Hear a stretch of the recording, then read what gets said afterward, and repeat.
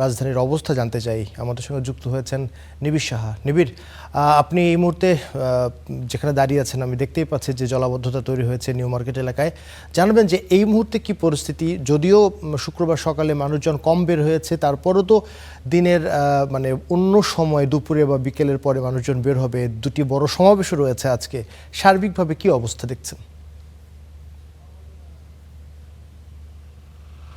আবির, আজকে যেহেতু ছুটির দিন এবং সেই সাথে আহ, আহ, দেখা যাচ্ছে যে সকাল থেকে রাস্তায় যানবাহন সাথে জনসাধারণের কিন্তু পদচারণা বেশ কম, তবে দুপুরের দিকে কিন্তু এই পদচারণা বাড়বে। কেননা বেশ কিছু সমাবেশ রয়েছে, পাশাপাশি অন্যান্য যে কাজগুলো রয়েছে নিজেদের সেগুলো হয়তো বা করতে বেরোবেন।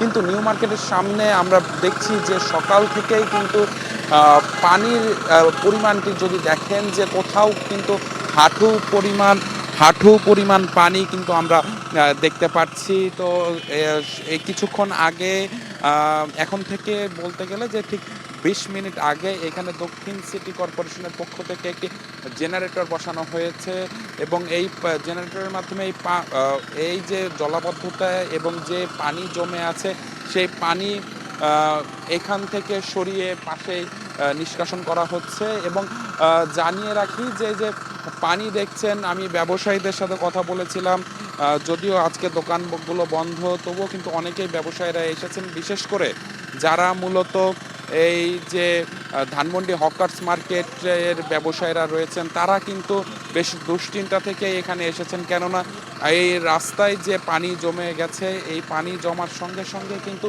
এই পানি ফুটপাত টপকে দেখা যাচ্ছে যে ধানমন্ডি হকার্স মার্কেট, পাশাপাশি যে পাশের আরও একটি মার্কেট রয়েছে সেই মার্কেটের ভেতর পর্যন্ত কিন্তু পানি চলে গেছে, এমন চিত্রও কিন্তু আমরা দেখেছি। তো সব কিছু মিলিয়ে কিন্তু এই যে সামনের যে বড় একটি অংশ জুড়ে যে জলাবদ্ধতা নিউ মার্কেটের, অর্থাৎ সায়েন্স ল্যাব থেকে মিলক্ষেতের দিকে আসার পথে কিন্তু বড় একটি অংশ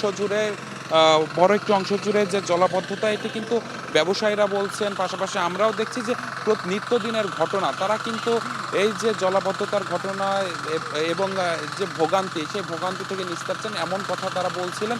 এবং তারা বলছিলেন যে কি একটু বৃষ্টি হলেই কিন্তু এই যে রাস্তাটি, সেই রাস্তাটি হাঁটু পরিমাণ পানির নিচে ডুবে যায়। তো সব কিছু মিলিয়ে এখন পর্যন্ত বলা যায় যে এই ছিল আমার কাছে থাকা সবশেষ খবর। হয়তোবা যে ধন্যবাদ নিবিড় সাহা।